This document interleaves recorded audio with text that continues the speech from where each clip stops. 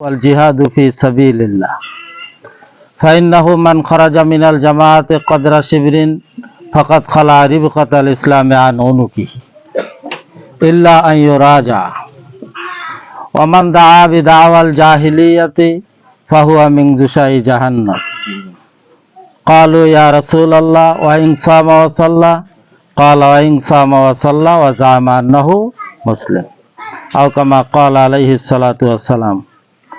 সম্মানিত উপস্থিতি, যারা আমার চেয়ে বড় তাদের প্রতি সম্মান, আর যারা আমার স্নেহের বা ছোট তাদের প্রতি ভালোবাসা রেখে আসসালামু আলাইকুম ওয়া রাহমাতুল্লাহ। সময় কম না, এই জন্য পদ পদবি ধরে আর নাম ধরে সম্বোধন না করলে মন খারাপ করবেন, দরকার নাই। তো আসেন, যে বিষয়টা সেটা হলো সংক্ষেপ। আলোচনা বহুত হয়েছে, এখানে আর কোনো আলোচনার দরকার আছে? আর তাছাড়া আমরা যেভাবে ভাবছিলাম বিষয়টা আসলে সেভাবে সমাপ্ত করতে পারতেছি না। তো আমরা সাউন্ড সিস্টেম ধরে ব্যস্ত হয়েছেন, যে কয়টা মানুষ দরকার ছিল না, আর পাখার চিন্তা করেন নাই, কিন্তু এটা দরকার ছিল কি, তাই না? তো যেটাই হোক আর কি, এর ফাঁকেই চলবে, দুনিয়াটা এইভাবেই চলবে, তাই না? জান্নাতে কল্পনা করার সাথে সব চলে আসবে, আসবে না?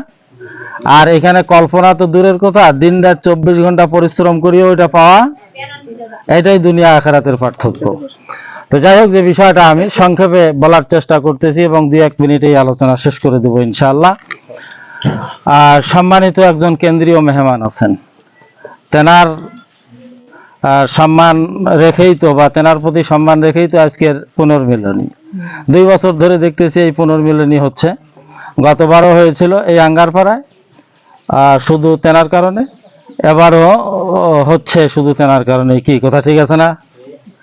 তোমরা কবেন না জোর করি। আসলে বিষয়টা তো এইরকমই। তা আমি আলোচনা দীর্ঘ করার চেষ্টা করতেছি না। আমি যে কথাটা বলতেছি, আমি একটা আয়াত তেলাওয়াত করেছি, খেয়াল করছেন কি আয়াতটা? হুয়াল্লাযী আরসালা রাসূলাহু বিল হুদা ওয়া দীনিল, আল্লাহ তার পক্ষ থেকে যে সকল নবী ও রাসূল পৃথিবীতে পাঠিয়েছেন, কেন পাঠিয়েছেন তার মূল উদ্দেশ্যটা এখানে ব্যক্ত করা হয়েছে। মূল উদ্দেশ্যটা এখানে কি করা হয়েছে, আলোচনা কি সেটা? লিইয়ুযহিরাহু আলাদ-দীনি কুল্লি, সকল আদিয়ানে বাতিলা, যত সব বাতিল জীবন ব্যবস্থা সবগুলির উপরে ইসলামকে কি করা, বিজয়ী করা। কথা বুঝাতে পারছি? ইসলামকে বিজয়ী করার জন্য সব নবী রাসূল আসছে। আজকে যারা আমরা পৃথিবীতে এই নবী এবং রাসূলের উম্মত হিসাবে দাবি করি, তাদের উত্তরাধিকার হিসাবে দাবি করি, হাদিস আছে একটা, আল উলামা ওয়ারাসাতুল আম্বিয়া, পড়ে আর আলেমরা খালি একেবারে গর্বে ফাটি যায়, তাই না?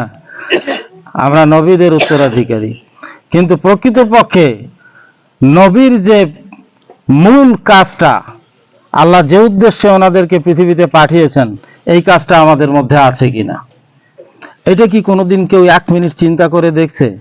আলেম ওলামা পীর মাশায়েখ বুজুর্গ থেকে শুরু করে যত দিনদার পরহেজগারির দাবিদার চিন্তা করে দেখছে? আমি এই জন্য এই কথাটা বলি, সেটা হলো যে কোনো ইসলামী দল উপদল হোক না কেন, যদি জিহাদ ফি সাবিলিল্লাহর কাজ তার মধ্যে না থাকে, আপনাদের যে অনুভূতি, বিশেষ করে জামাত শিবিরে আমরা যারা আছি, আমাদের যে অনুভূতি, এই জায়গা থেকে যদি আমরা ওই বিষয়টাকে বিবেচনা করি, তাহলে আমরা কি সেই ইসলামী দলটাকে পরিপূর্ণ ইসলামী দল বলতে পারবো? পরিপূর্ণ ইসলামী দল সেটাকে বলার কি নাই, কোনো সুযোগ নাই। হ্যাঁ, হতে পারে তারা যতটুকু আমল করতেছে এইটুকু দিয়ে যদি তারা নাজাত তাদের রবের কাছে পায়, আলহামদুলিল্লাহ, আমরা তাদের নাজাতের বিরোধী নই, জাহান্নামে যাক তারা, আমরা এটা চাই না। কিন্তু কথা হলো, জিহাদ ফি সাবিলিল্লাহর আমল ত্যাগ করে, জিহাদ ফি সাবিলিল্লাহর আমলের বিরোধিতা করে ইসলামী দলের পরিচয় দেওয়ার দরকার কি? কি ঠিক আছে না কথা? তো আসেন, জিহাদ ফি সাবিলিল্লাহ, এটাই আমার বোঝানো উদ্দেশ্য সহজে। জিহাদ ফি সাবিলিল্লাহটা আমরা করব কিভাবে? ওই হাদিসটার দিকে যদি লক্ষ্য করি, যেটা তেলাওয়াত করেছি, এখানে পাওয়া যাবে। ওইখানেও কিন্তু ওয়াল জিহাদু ফি সাবিলিল্লাহ আছে, 5 নম্বরের কাজটা আছে এখানে। 5 নম্বরের কাজটা আলোচনা করা হয়েছে, ওয়াল জিহাদু ফি সাবিলিল্লাহ। আর তার আগে 4টা কাজের কথা বলা হয়েছে। যে হাদিসটা তেলাওয়াত করেছি, ওই হাদিসটার আলোকেই দিন বিজয়ের যে কর্মসূচি বা জিহাদ ফি সাবিলিল্লাহর যে প্রকৃত পরিচয়, সেটা সেখানে পাওয়া যাবে। হাদিসটা তো মুখস্থ আছে ইনশাআল্লাহ সবাই, কি বলেন? হ্যাঁ, শুধু বাইতুল মাল কইছে ইনশাআল্লাহ। হাদিসটা মুখস্থ থাকা দরকার। রোকনদের তো এটা মুখস্থ না হলে রোকনি আর আসে না। এখন আপনাদের ছাত্র সংগঠনের যে কি অবস্থা আল্লাহ পাক ভালো জানে। তবে যাই হোক, মুখস্থ থাকুক আর না থাকুক, এই হাদিসটা ইসলামী আন্দোলনের জন্য অত্যন্ত জরুরি। দেখেন, জিহাদ ফি সাবিলিল্লাহ করতে গেলে ওই হাদিসটাকে লাগবে, কারণ জামাতবদ্ধ জীবন ছাড়া জিহাদ ফি সাবিলিল্লাহ সম্ভব কি? সম্ভব নাকি? 5টা কাজের কথা বলা হয়েছে সেখানে। 1 নম্বরে হলো জামাতবদ্ধ জীবন। এইখানে সংক্ষেপে 2-1টা কথা বলি আমি। সেটা হলো, জামাতবদ্ধ জীবনের সংজ্ঞা কি আমরা সবাই চিন্তা করেছি? কাকে বলে জামাতবদ্ধ জীবন? আমি জামাতবদ্ধ জীবনে আছি কিনা? ছাত্র সংগঠনে যতক্ষণ আছি ততক্ষণ, এখান থেকে অবসরে যাওয়ার পরে জামাতবদ্ধ জীবন নিয়ে কখনো চিন্তা করছি কিনা? জামাতবদ্ধ জীবন যাপন করা তো মোস্তাহাব একটা ব্যাপার, তাই না? মানে এটা হইলেও হয়, না হইলেও হয়, কি বলেন? হ্যাঁ, ফরজ। তো যাই হোক, এই জামাতবদ্ধ জীবনের সংজ্ঞাটা কি? কখন আমি জামাতবদ্ধ জীবনের আওতায় থাকতেছি আর কখন এটা থেকে বের হয়ে যাচ্ছি, এটা নিয়ে আমার একটু চিন্তা গবেষণা করা দরকার ছিল। আলোচনা দীর্ঘ করার সুযোগ নেই, চিন্তা করবেন সবাই, কারণ এখানে সবাই শিক্ষিত মানুষ, সবাই ইসলাম নিয়ে গবেষণা করে, চর্চা করে, কোরআন ও হাদিস নিয়ে আলোচনা করে। সুতরাং এখানে আর ব্যাখ্যা বিশ্লেষণ দেওয়ার দরকার কি? জামাতবদ্ধ জীবনে আসি কিনা এটা নিয়ে চিন্তা করবেন। আর জামাতবদ্ধ জীবন ছাড়া কখনো জিহাদ ফি সাবিলিল্লাহর কাজ করা কিনা সম্ভব নয়, এই কথাটাও খেয়াল রাখবেন। আমার দ্বারা জামাতবদ্ধ জীবনের যেটা গুরুত্ব, এটা পালন হচ্ছে কিনা, আমি জামাতবদ্ধ জীবনের অনুকূলে আছি না প্রতিকূলে চলে গেছি, এই বিষয়টা সবাইকে চিন্তা করতে হবে। এই কথাটা সবাইকে চিন্তা করতে হবে। আমি জামাতবদ্ধ জীবনের জন্য আমার কথা, আমার মানে চালচলন, আমার উঠা বসা, আমার অ্যাক্টিভিটিজ, আমার যাবতীয় কর্মকাণ্ড আমি জামাতবদ্ধ জীবনের অনুকূলে রেখেছি, নাকি আমি এটার প্রতিকূলে চলে গেছি? আজকে কিন্তু হচ্ছে এরকম, মান করার কিছু নেই। সেটা হলো, সংগঠনের পরিধি যত বাড়তেছে, সমস্যাও আমাদের তত কি বেশি বেশি দেখা দিচ্ছে, তাই না? সমস্যাও বেশি দেখা দিতেছে। আওয়ামী লীগ বড় দল, বিএনপি বড় দল, ওদের সমস্যা বেশি না? জামাতে ইসলামীও কিন্তু এখন প্রায়, আমি তো মনে করি আওয়ামী লীগের চেয়ে বর্তমান জামাতের পার্সেন্টেজ বেশি ভোটের, কি ঠিক না? ওরা কয় পার্সেন্ট পাইছে? ওরা কয় পার্সেন্ট পাইছে? আমাদের পার্সেন্টেজ তো খান সময় হলেও বেশি আছে না? তো কাজেই আমরা, আমাদের মধ্যেও সমস্যা আসবে মাঝে মধ্যে, তবে কোরআন ও হাদিসের মাধ্যমে এই সমস্যাগুলোর কি করতে হবে? মোকাবেলা করতে হবে। আল্লাহ সবাইকে তৌফিক দান করেন, সবাই বলি আমিন। এরপরে আসেন, জিহাদ ফি সাবিলিল্লাহর কাজের জন্য ওয়াসামু ওয়া তাআতু প্রয়োজন। শুনতে হবে। কি শুনবেন? নেত্রী আদেশ মানার অভ্যাস আছে তো ইনশাআল্লাহ সবার আছে? বিরোধিতা করার অভ্যাস নেই? আছে? বিষয়টা খেয়াল রাখেন, বুঝতে পারছেন? হ্যাঁ, তো বিষয়টা হলো, আমি নির্দিষ্টভাবে কাউকে বলতেছি না এই কথা। ঘটনাটা হলো, ওয়াসামু, শুনতে বলা হয়েছে, শুনতে হবে। কি শুনবে? নেত্রী আদেশ। ইসলামী আন্দোলনের যারা নেতৃত্বে আছে, কর্তৃত্বে আছে, পদপদবিতে আছে, তাদের কথা শুনতে হবে। শোনাটা তো সুন্নত, কি বলেন? ভুলে গেলে চলবে না, ভুলে গেলে চলবে না, এটা ফরজ। এটাকে ফরজ হিসাবে নেন সবাই। আল্লাহ সবাইকে তৌফিক দান করুন, সবাই বলে আমিন। শুধু শুনলে হবে, পাশাপাশি তার কি করতে হবে? আনুগত্যের অভ্যাস আছে তো? বাংলাদেশ জামাতি ইসলামী, বাংলাদেশ ইসলামী ছাত্র শিবির একটা সুশৃঙ্খল দল, এবং এখানে তাআতের গুণ আছে, এতাআতের গুণ আছে, আনুগত্যের বৈশিষ্ট্য আছে বিধায় আজকে এখনো সবাই বলে যে এই দলটাই সবচেয়ে ভালো দল, কি বলে কিনা? তা আমরা যদি খারাপ হতে যাই, খারাপ হওয়ার ইচ্ছা থাকে, তাহলে আমাদেরকে তাআতের খেলাফ কিছু করতে হবে, কি বলেন? রাজি আছেন তো ইনশাআল্লাহ সবাই? সাবধান, বুঝতে পারছেন? সাবধান। আল্লাহ কিন্তু হুয়া যে তাবাকুম বাছাই করছে আমাদেরকে এইখানের জন্য, বাদ দিতে পারেন না? পারবে? দিয়ে দিবে, টেরেই পাবেন না। কোথায় চলে যাবেন আর খুঁজে কেউ? খেয়াল রাখেন। তার আনুগত্য, বুঝতে পারছেন? সবাই আমরা কম বেশি কিছু বুঝি, বুঝি না যে তা না, কিন্তু সবার বুঝকে প্রাধান্য দিলে সংগঠন চলবে নাকি? সংগঠন চলার জন্য সাংগঠনিক বুঝটা মাথায় নিয়ে চলতে হবে। বুঝাতে পারছি ইনশাআল্লাহ? হিজরত করতে হবে প্রয়োজনে। এখানে আর আলোচনা দীর্ঘ করতেছি না আমি। ওয়াল জিহাদু ফি সাবিলিল্লাহ, ওয়াল জিহাদু ফি সাবিলিল্লাহ। ভারত উপমহাদেশের মানুষ, এখানের আলেম ওলামা পীর মাশায়েখ থেকে শুরু করে যত দিনদার পরেজগার এবং ইসলামী জ্ঞানীরা আছেন, এনারা জিহাদ ফি সাবিলিল্লাহ নিয়ে আলোচনা করে না। জিহাদ ফি সাবিলিল্লাহ বোধহয় এটা মানসুখ হয়ে গেছে। ওরা নামাজ নিয়ে আলোচনা করে, রোজা নিয়ে করে, হজ নিয়ে করে, যাকাত নিয়ে করে, বুঝতে পারছেন, আর অন্যান্য বিষয় নিয়ে আলোচনা করে। কিন্তু জিহাদ ফি সাবিলিল্লাহ যে ফরজ, এটা যে সকল মুসলমানকে বুঝাতে হবে, এই আলোচনা তাদের মধ্যে নেই। আছে কিছু কিছু বক্তার মধ্যে আছে, মঞ্চে জিহাদ করে। ওরা কোথায় কোথায় জিহাদ করে? ওয়াজের মঞ্চে। ওয়াজের মঞ্চে কি করে তারা? জিহাদ করে। ওইখান থেকে নামলে কিন্তু আর এই কর্মসূচি তাদের মধ্যে থাকে না। একমাত্র জামাত শিবির এই দলটাই জিহাদ ফি সাবিলিল্লাহর কাজটা জনগণকে বোঝানোর কি করে চেষ্টা।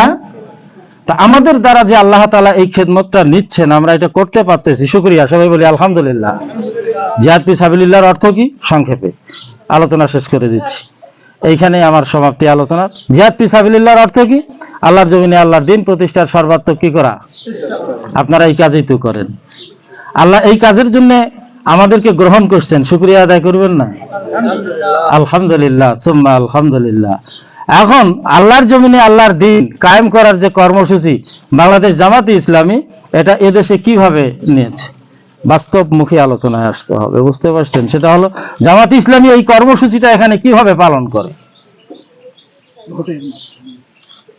জামাতে ইসলামীর 4 দফা কর্মসূচির 4র্থ দফাটা হচ্ছে কি সরকার সংশোধনের কাজ, তাই না? সরকার সংশোধনের কাজ। তো এই সরকার সংশোধনের কাজ যেটা, এটাকেই যদি জামাতে ইসলামী বা শিবির এরা মিলে যদি জিহাদ ফি সাবিলিল্লাহর অংশ হিসেবে নেয়, তাহলে এই কাজটা তারা যেভাবে করে এটাই জিহাদ ফি।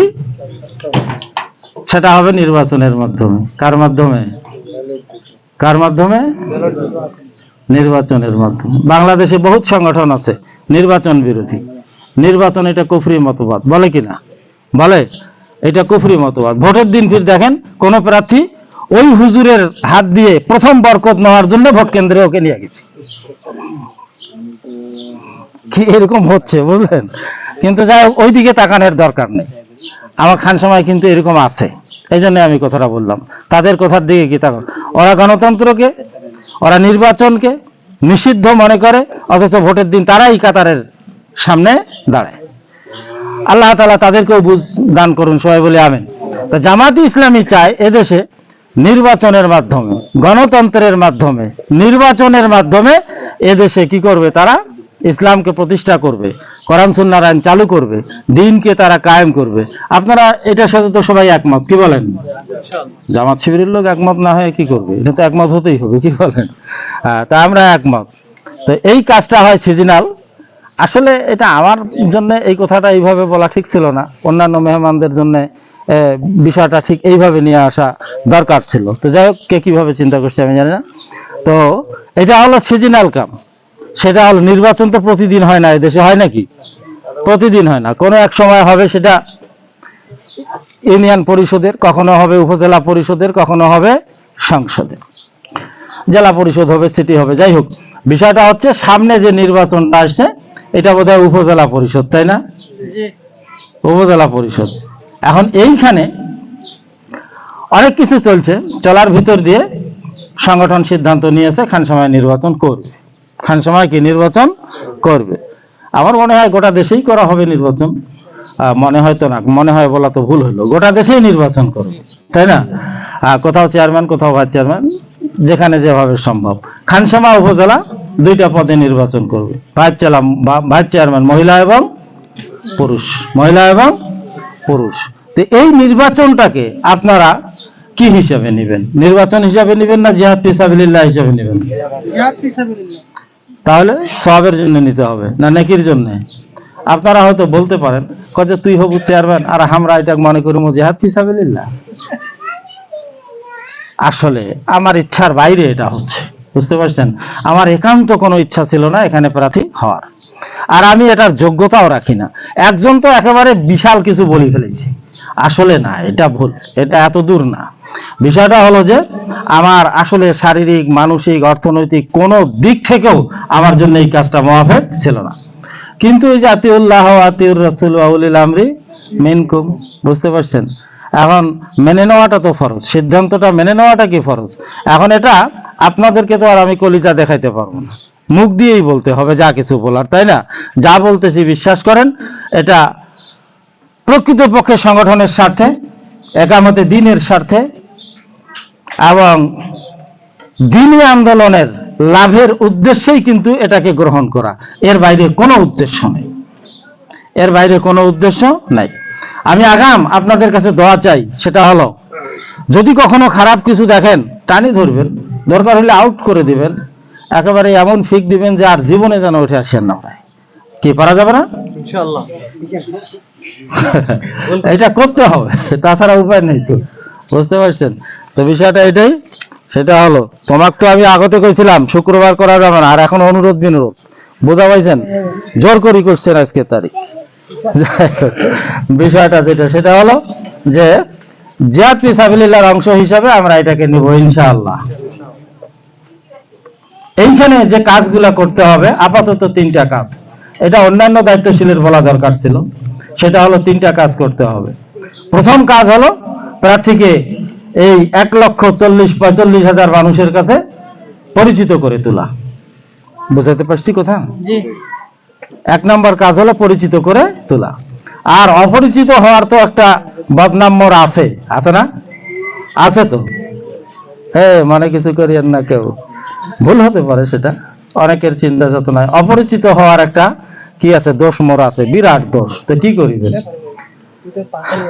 আওয়ামী লীগ যেভাবে জুলুম, অন্যায়, অত্যাচার 15 বছর যাবৎ চালাইতেছে, তো আমাদের নেতা কর্মী অপরিচিত থাকবে, তো আন্ডারগ্রাউন্ডে সব অপরিচিত থাকবে না, কি হবে? ওকে শ্বশুর বাড়ির মতো পরিচিত হবে নাকি সবার কাছে? এটা অপরিচিত থাকাই স্বাভাবিক, এটাই হচ্ছে। অপরদিকে গত সংসদ নির্বাচনে জানেন কতবার ধরার জন্য গিয়েছিল? 3 মাস ধরে তো বাইর হওয়ার পারে না।